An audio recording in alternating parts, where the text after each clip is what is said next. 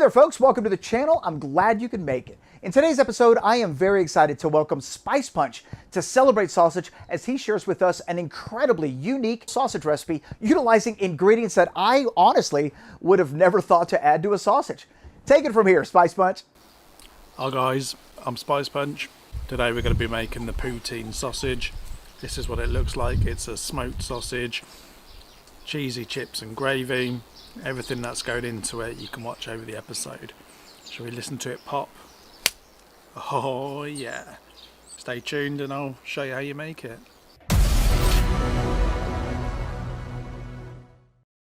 Hi guys, my name's David, aka Spice Punch on your different social media platforms.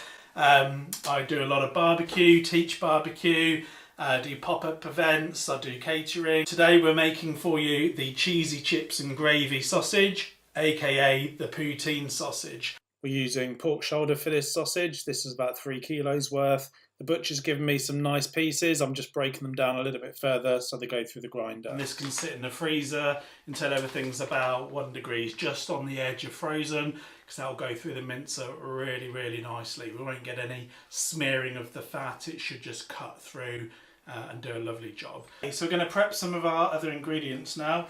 So inside of your poutine or your cheesy chips and gravy, you're going to need some chips. So these are just French fries, really nice and thin. Whilst they're frozen, I just want to dice them up into little cubes. They're then going to go onto a baking tray and into the oven. So there we go. That's them all diced up. Like I said, they kind of look a little bit like sweet corn, but they're ready to go into the oven now. And all I'm looking for is them to go a little bit drier and a little bit crispy all the way around. So my next job to do is to basically cube up the cheese curds.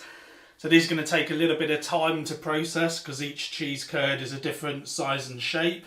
So similar to the potatoes, the French fries, I need to now go through this and essentially chop these and dice these up into the same size pieces as I did with the French fry.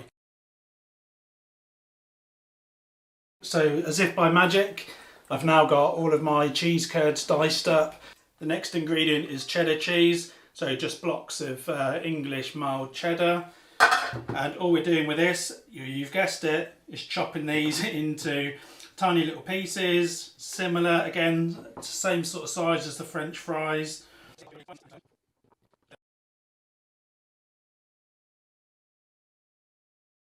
There we go, these are looking nice now. So all individual pieces of cheese, about the size of a piece of sweet corn, maybe a little bit bigger. Again, this will just mix through that sausage mix really, really nicely. So our next ingredient is onion. This is brown onion or white onion in the UK. This we want to dice really nice and finely, saute it until it's nice and sweet and caramelised. So I'm basically going to blast through this, cook them down, and that will be the next component for our sausage.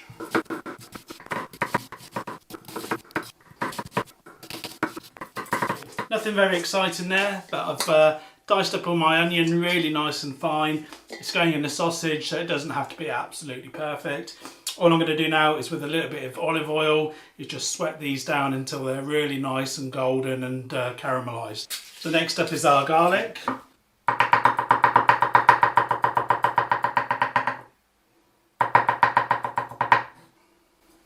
So next up, I'll just dice up some parsley, and really that's just for colour, just to go through the sausage.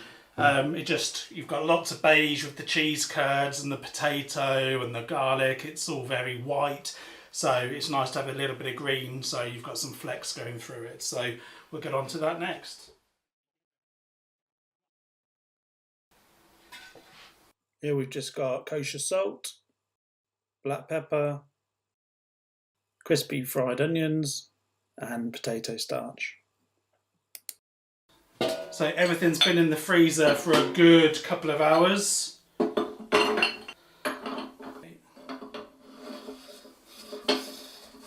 sure everything's on nice and tight. All we're doing here is just gently pushing that meat through. We're not forcing it through with any pressure. You can see it's really nice and pebbly. It looks really nice and cold. So this is beautiful and ready for the next stage, basically. Nice colour on the mince. It's already feeling a little bit tacky just from that first pass. For me, I quite like a coarse sausage, so I'm just going to do one pass on a 6mm plate, and that'll essentially be it. The final ingredient to add to our sausage is the gravy. In the UK, we've got loads of different options. You can obviously make your own. I've gone for Bisto Best beef gravy. We do some of the best gravy in the world, in my humble opinion. So this is really accessible. You should be able to find it a bit of everywhere. Bisto beef gravy, definitely an option. So all we've done is we've used the normal ratios on the packet, maybe given it an extra 50% just so it's a little bit extra thick. This has been sitting in a fridge, so it's super cold, and that's going to basically be a replacement for our water. I'm going to start off with our pork mince, and I'm going to add in our caramelised onion bush. Then I'm going to add in our salt, pepper and crispy onions, so a lot of our dried ingredients. I'm also going to add in my parsley at this stage, and I'm going to give that a bit of a mix around. Again, this mixture is still super cold, so it's so cold it's quite painful to mix. It's only a small batch, this one, so it's not going to take loads and loads of time, but it's also a good indicator that your sausage is behaving itself, because if you're not in pain, you're probably not making sausage. You should be in pain at some point. So we're giving it a really good mix. I can feel it starting to get a bit sticky already. So now I'm just going to mix through the potato starch. Like I said, this just acts as our binder, and it will help everything stick together, stay really nice and juicy once we've finished with that sausage. And now I'm going to start adding the gravy. That's basically going to hang on my hand all day long. So we're ready now for the final ingredients. So I've got my French fries and garlic that we prepared earlier. Just going to scatter those in. And this sausage has got a lot of cheese. It's 20% cheese inside the sausage with an even split of the cubed up cheddar and those cheese curds from before. So in the UK, we're quite lucky. I don't know if you guys get them in the States or Canada, but we've got these pre-spooled sausage casings, and these are really bloody handy because all you do is whip the end off and transfer everything over onto the sausage stuffing horn. So all I want to do now is just take big handfuls of my mixture and throw them into the sausage stuffer, and I want to push out any air that might be sitting in the bottom.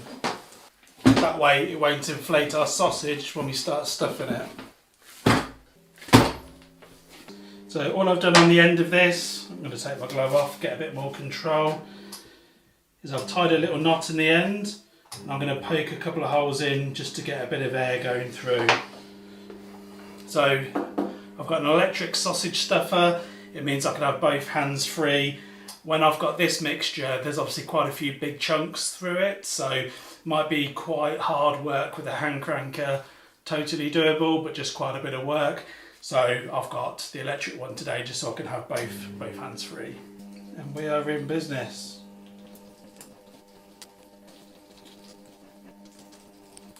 I can feel some resistance on it, so as a piece of cheese is coming through, you know, it's starting to, you know, restrict it and hold it back a little bit, so you get these little peaks and troughs of sausage. But it's all about feel. You just want to feel, so help it through when it's coming through nicely, or hold it back a little bit if it's got a bit of resistance. Yeah, I think that's us done. Well, so I'll take another extra bit of length off the sausage. We'll give that a snip now, and I'll tie off this end. And I'm going to start from the end that we started with, that's my preference. And you'll see on my board there's lots of little lines on here, and they'll just give me a bit of a guide. So I'm going to do sort of 3 little lines, and I like to do a little twist forwards, a twist backwards, so it gives me nice consistent sized sausages.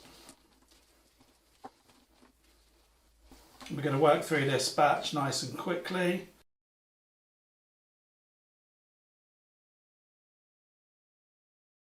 So what I'm going to do now is just go through it with the sausage pricker.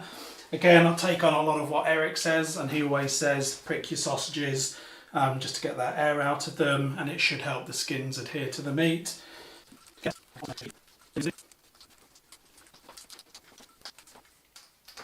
Fantastic. Whoa, stretch the back.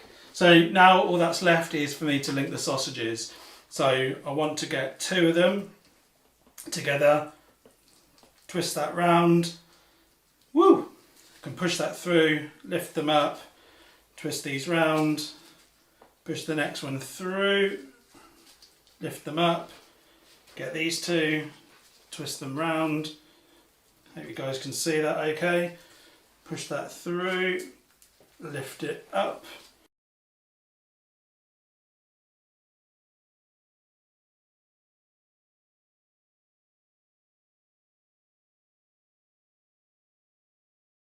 Here we go, look at that, absolutely beautiful. So these are going to go into the dry ager now overnight. That's going to dry out the skins, help the skin to stick to the meat, and then we'll cook some up tomorrow. But yeah, I'm pretty happy with these. They're looking absolutely beautiful. These have been in the dry ager overnight. Again, you don't need a dry ager, just a fridge and a wire rack will do the job beautifully. You can see these are looking really nice. So we're not finished yet. I'm going to smoke up some of the poutine sausage. So that's the next stage. We'll put them in the smoker. Okay, so we've got our Bradley. It's set to 220 degrees Fahrenheit, and we've got some apple chunks that are going through the smoker. Really nice bit of kit for some controlled smoking. You can see we've got all 3 racks lined up. I do have the sausage hooks, but I can get more in doing it this way. So yeah, we'll just check on these every hour or so and see how they're getting on. So these are all smoked now and looking absolutely lovely.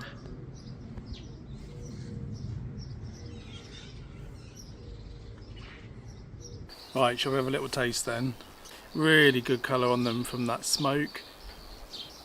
So these came out beautiful. A little bit of sweet, bit savoury, a little bit of umami from the gravy, loads of lovely cheesiness. Yeah, really happy with these. If you have a go, give me a shout. I'll be really interested to see how you get on.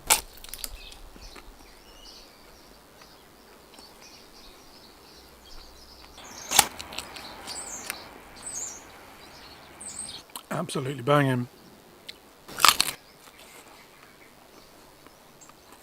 What a wild sausage. I bet that's got some very interesting textures as well. Before we wrap this video up, let's talk about the recipe for the poutine sausage. Notice that Spice Punch did not use any curing salts in the recipe. No cure number 1, no prog powder number 1, and I know that some of you may want to comment about that in the comment section below. Heck, you may already have. Well, hopefully I could save you the trouble.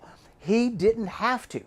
All right? Now, what I want you to do is hit pause on this video right now and give me your best guess as to why Spice Punch didn't have to use curing salts in this recipe.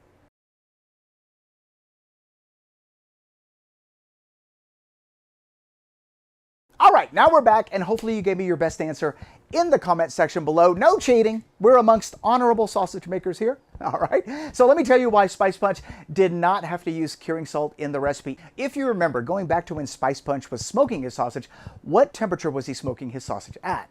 This actually would have been a part of your answer if you would have gotten your answer correct. Okay, so we've got our Bradley. It's set to 220 degrees Fahrenheit.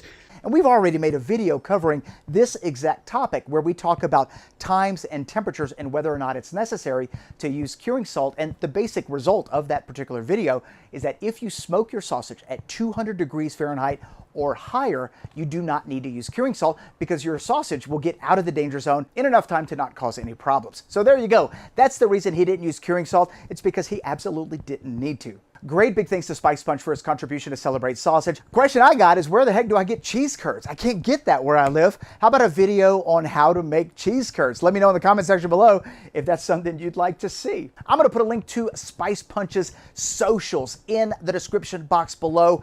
Instagram, YouTube, all that really great stuff. I actually think he's super active on Instagram. A lot of cool projects, very inspiring pictures.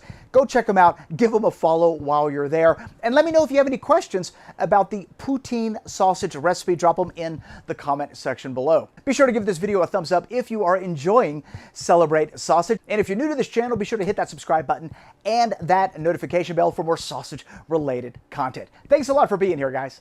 We'll see you tomorrow. Bye-bye.